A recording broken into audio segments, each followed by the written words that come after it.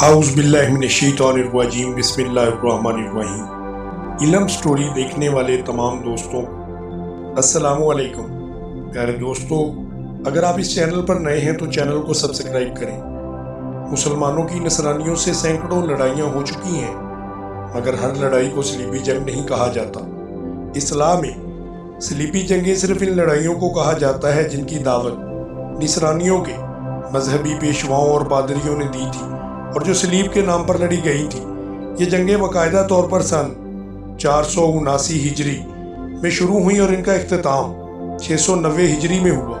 इस तरह ये 2 सदियों पर मुहित है। पहली सलीबी जंग के लिए लश्कर तैयार हुए तो अफराद की तादाद इतनी ज़्यादा थी, इनके एक साथ रवाना होने में ये ख़तरा था कि रास्ते में खुराक और रसद पूरी ना हो सके। चुनाचे कई लश्कर बनकर कुछ मुद्दत और वक्फे से रवाना हुए। यलगार के पहले मरहले में पीटर राहब 13 लाख अफराद का मजमा लेकर रवाना हुआ, मगर इतनी बड़ी फौज को एक नातजुर्बा का बदहवास राहब कैसे संभाल सकता था। चुनाचे ये फौज रास्ते में ही बड़ी अबतरी का शिकार हो गई। जब ये बल्गारिया पहुंची तो सामान रसद का इंतज़ाम ना होने की वजह से मुकामी आबादी को लूटना शुरू कर दिया। बल्गारिया की फौज ने एक तूफान बदतमीज़ी की रोकथाम के लिए सलीबी सुरमाओं पर हमला कर दिया और हज़ारों अफराद को ढेर कर दिया। यह लश्कर अपनी जान बचाकर बड़ी बुरी हालत में कुस्तुनतुनिया पहुंचा, जहां कैसर इनके लिए चश्मे बरा था।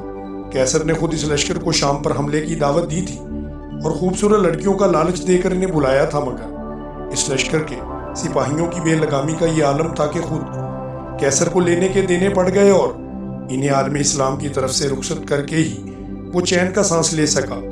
सलीबी लश्कर जब आलम इस्लाम में दाखिल हुआ तो सबसे पहले शिया कूचक में सलाहिका रूम के ममलकत से गुजरा और मुकामी आबादी पर जुल्म व सितम की इंतहा कर दी।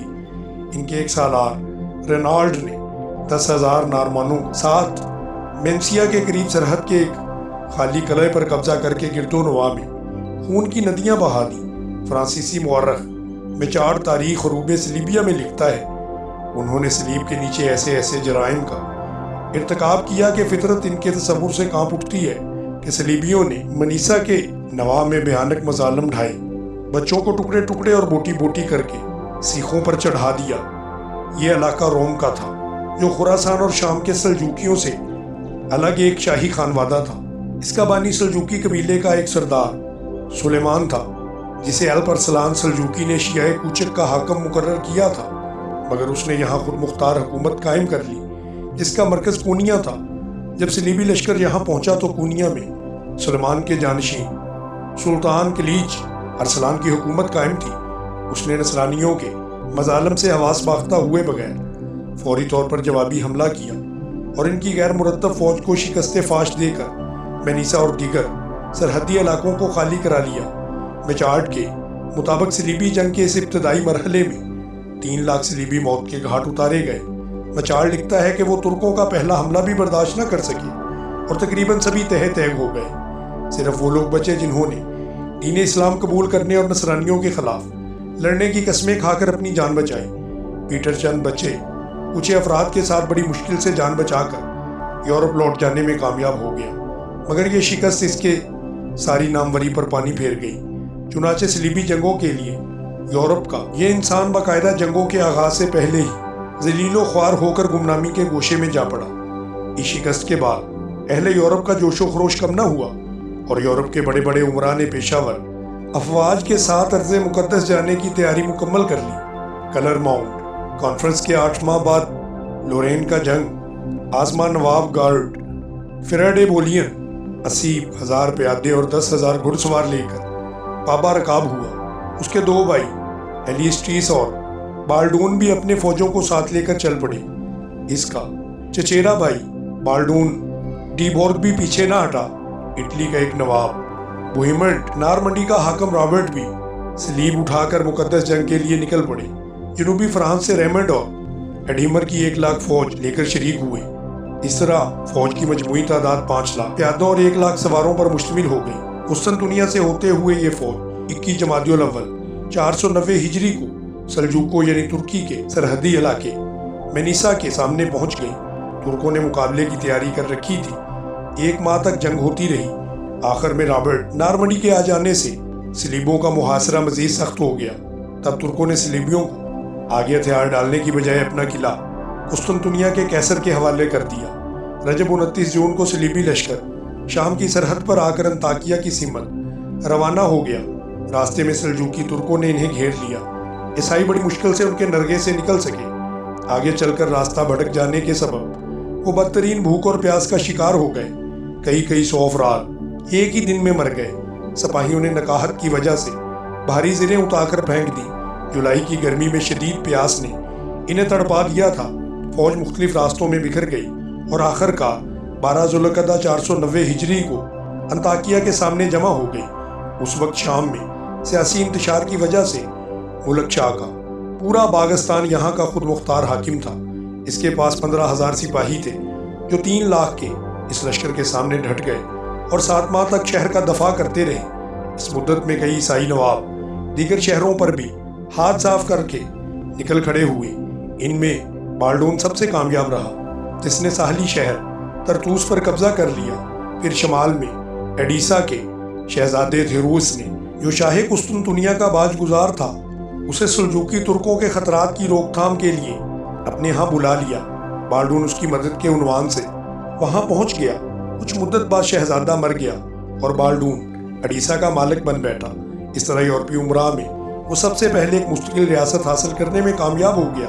اگرچہ اس طرح وہ صلیبی جنگ میں شریک نہ رہ سکا اور لشکر سے الگ ہو گیا، مگر بعد میں وہ صلیبی لشکر کو خوراک و رسد پہنچانے میں سب سے زیادہ فعال کردار ادا کرتا رہا۔ اس دوران مصر کے عبیدی حکمران مستلی نے خود غرضی کی انتہا کر دی۔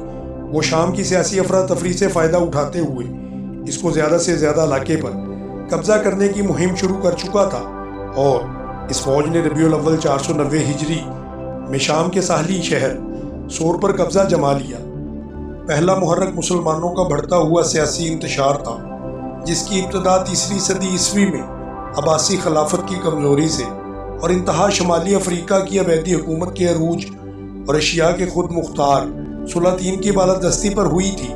4 صدی ہجری میں عباسی خلافت عملاً بے اختیار ہو چکی تھی اور عالم اسلام درجنوں منتشر حکومتوں کا مجموعہ بن گیا تھا۔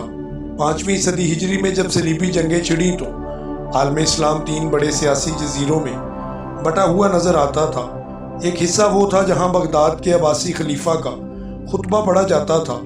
اس میں حجاز، ایشیاء کوچک، عراق، ایران، خراسان اور ہندوستان کی درجنوں خود مختار ریاستیں شامل تھیں، جن میں سلجوقیوں کو سب سے زیادہ طاقتور مانا جاتا تھا۔ دوسرا حصہ شمالی افریقہ اور مصر کا تھا، جہاں شیعوں کے ایک خاص بنو عبید نے الگ خلافت قائم کی ہوئی تھی۔ یہ خاندان سلجوقی سلاطین اور عباسی خلفاء کا سخت مخالف تھا۔ تیسرا حصہ مراکش اور اسپین پر مشتمل تھا، جہاں پر مرابطین کی حکومت تھی۔ یہاں عباسی خلفاء کا خطبہ تو پڑھا جاتا تھا، مگر عملاً اس علاقے کا بانی عالم اسلام سے کوئی تعلق نہیں تھا۔ مجموعی طور پر عالم اسلام کے ان تینوں بڑے حصوں میں کوئی ربط و ضبط نہیں تھا، بلکہ بعض اوقات سیاسی معاملات میں وہ ایک دوسرے کے حریف نظر آتے تھے۔ مسلمانوں کا یہ انتشار یورپی طاقتوں کی صلیبی جنگوں میں پرامیدی اور دلچسپی کا بڑا اہم سبب تھا۔ ان جنگوں کا دوسرا بڑا محرک مصر کے حکمران خانواد بنو عبید کا احمقانہ رویہ تھا۔ وہ عباسی خلافت اور سلجوقی سلاطین کے دشمن تھے۔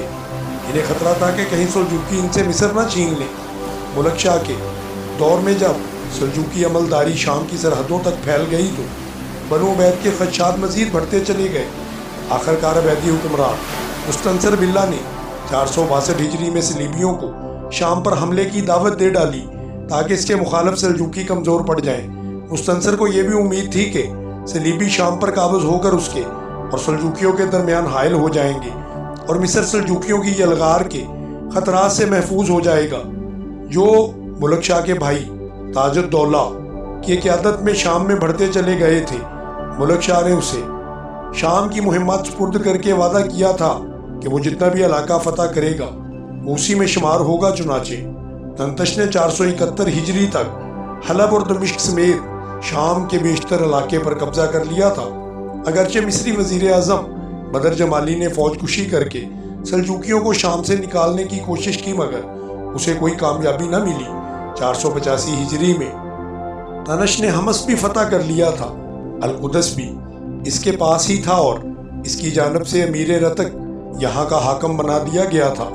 یہ وہ وقت تھا کہ پیٹر راہب القدس کے زیارت کر کے واپس جا چکا تھا۔ ادھر قضاء و قدر نے مسلمانوں کو ایک ابتلاء عظیم میں ڈالنا طے کر دیا تھا۔ رمضان 485 ہجری میں سلجوکیوں کے عظیم بادشاہ ملک شاہ کا انتقال ہو گیا، جس کے فوراً بعد اس کے بیٹوں پر اقتدار کی جنگ چھڑ گئی۔ اس سے یورپی فرنگی اور مصر کے بنو عبید دونوں کو اپنی اپنی جگہ فلسطین پر قبضے کی امنگ پیدا ہو گئی تھی۔ 3 سال ہی گزرے تھے کہ بنو عبید کا حکمران مستنصر بھی، جس نے 60 سال تک مصر پر حکومت کی تھی، 487 ہجری میں فوت ہو گیا۔ اس طرح مصر کی حکومت بھی کمزور پڑ کر صلیبیوں سے اپنے ملک کا دفاع کرنے کے قابل نہ رہی۔ مستنصر، جس نے خود فرنگیوں کو شام پر حملے کی دعوت دی تھی، یہ نہ سمجھ سکا کہ اس کی اولاد کو بہت جلد اس کی حماقت کا خمیازہ بھگتنا پڑے گا، اور جب صلیبی شام کے ساحلوں پر اتریں گے تو مصر کی آزادی بھی خطرے میں پڑ جائے گی۔ شام میں جب تک ملک شاہ کا بھائی تنتش موجود تھا، قبلہ اول کسی کے لیے بھی کرنے والا ثابت نہیں ہو سکتا تھا، مگر ملک شاہ کی موت سے شروع ہونے والی سلجوکی شہزادوں میں اقتدار کی کشاکش تنش کے لیے بھی جان لیوا ثابت ہوئی تھی۔ 428 ہجری میں اس کے بھتیجے سلطان برکیارک بن ملک شاہ نے اسے شکست دے کر قتل کر دیا۔ زیادہ افسوس کی بات یہ ہوئی کہ سلطان برکیارک خود بھی شام و فلسطین پر تسلط حاصل نہ کر سکا، اور یوں یہ خطہ اقتدار کے حریص عمرہ کا ایک اکھاڑا بن چکا تھا۔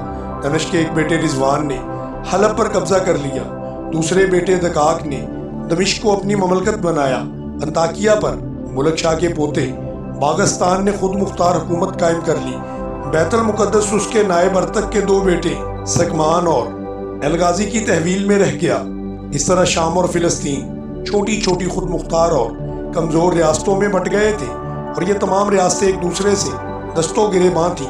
انہی صلیبی خطرے کا کوئی بھی احساس نہ تھا جو ان قریب امڑنے کو تھا۔ غرض صلیبی جنگ کی آگ بھڑکانے والے بہت سارے اسباب تھے۔ اس دوران کے شام اور فلسطین میں ملک شاہ کے وارث ایک دوسرے سے نبرد آزما تھے۔ یورپ میں پہلی صلیبی جنگ کا باقاعدہ فیصلہ کیا جا رہا تھا۔ ذوالقعدہ 488 ہجری میں فرانس کا شہر کلر ماؤنٹ میں ایک عظیم مذہبی کانفرنس منعقد ہوئی، جس کی دعوت پوپ اربن ثانی نے دی تھی۔ اس میں شرکت کرنے والے عمراء، پادریوں اور عام لوگوں کا ہجوم اتنا تھا کہ شہر میں تل دھرنے کو جگہ نہیں تھی۔ یورپی حکام اور پادریوں کے ذہنوں میں اس جنگ کی ہمہ جہت مقاصد تھے۔ وہ القدس کی بازیابی کے علاوہ اسپین سمیت دیگر مسلم ممالک پر بھی قبضہ کر کے مسلمانوں سے گزشتہ صدیوں کی شکستوں کا انتقام لینا چاہتے تھے۔ اس کے ساتھ ساتھ عالم اسلام کی تجارت، دولت، پیداوار، معدنیات، اقتصادی وسائل اور عالمی تجارتی شاہراہوں پر جو عالم اسلام سے گزرتی تھیں قبضہ کرنا ان کا خواب بن چکا تھا، مگر یورپی بادشاہ اور پادری ان مقاصد کو چھپاتے رہے۔ اجلاس کی آخری نشست میں پیٹر ڈی ہرمٹ نے بڑی اشتعال انگیز تقریر کر کے حاضرین کو شعلہ جوالا بنا دیا۔ پھر پوپ اربن ثانی نے خطاب کر کے عمرائے یورپ کو القدس کی بازیابی پر ابھارا۔ حاضرین یروشلم کی بازیابی کے لیے اس قدر پرجوش ہوئے کہ سب کے منہ سے نکلا، یہ خدا کی مرضی۔ پوپ نے کہا، ہاں بے شک خدا کی یہی مرضی ہے، اسی نے تم کو یہ الفاظ سکھائے ہیں، تم ان کو اپنا جنگی نعرہ بنا لو۔ پھر اس نے صلیب دکھاتے ہوئے اعلان کیا، یسوع خود اپنی قبر سے یہ صلیب تم کو پیش کرنے نکلا ہے۔ یہی نشان بنی اسرائیل کے بچھڑے ہوئے بیٹوں کے لیے فوج کے درمیان بلند کیا جائے گا، اسی کو اپنے کاندھوں اور سینوں پر آویزاں کرو، یہی تمہارے بازوؤں اور پرچموں پر چمکے، یہی تمہاری فتح یا شہادت کا ضامن ہوگا۔ یہ تم کو یاد دلائے گا کہ مسیح تمہارے لیے مرا ہے اور تم کو اس کے لیے مرنا ہے۔ جب پوپ نے بائبل میں مذکر مسیح کے ایک فقرے کو استعمال کرتے ہوئے کہا، جو اس جنگ میں صلیب اٹھا کر ساتھ نہیں ہوگا وہ میرا پیروکار نہیں رہے گا، تو حاضرین میں کوہرام سا مچ گیا۔ پوپ کے نائب نے لوگوں سے گناہوں کی معافی کا وعدہ کیا تو سب سجدے میں گر گئے۔ اس جنگ کو کروسیڈ صلیبی جنگ کا نام دیا گیا۔ لوگوں نے اپنے کپڑوں کو سرخ صلیب سے سجا لیا تھا، چونکہ پوپ نے اعلان کیا تھا کہ اس جنگ میں شرکت سے آدمی گناہوں سے بالکل پاک ہو جائے گا۔ اس لیے پیدائشی گناہ کا عقیدہ رکھنے والے لاکھوں عیسائی جو اخلاقی گناہوں کے احساس تلے دبے ہوئے تھے، اپنے ضمیر کا بوجھ ہلکا کرنے کے لیے اٹھ کھڑے ہوئے۔ ولیم آف टायर अहले यूरोप की इस जोश व जज्बे का हाल कुछ यूं लिखता है कि फ़कीरों और तारकत दुनिया लोगों ने अपने हुजरों और इबादत गाहों को छोड़ दिया था जिनमें वो मरने की कस्में खा चुके थे। इन्हें यकीन था कि कोई खुदाई हाथ उनकी रहनुमाई कर रहा है।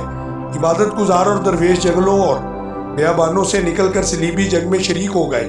नाकाबिले यकीन बात यह थी कि चोरों और डाकुओं ने अपनी खुफिया पनाहगाहों को छोड़ दिया था, अपने गुनाहों का इकरार किया और सलीब लेकर गुनाहों के कुफारे के लिए फ़िलिस्तीन जाने का अहद कर लिया।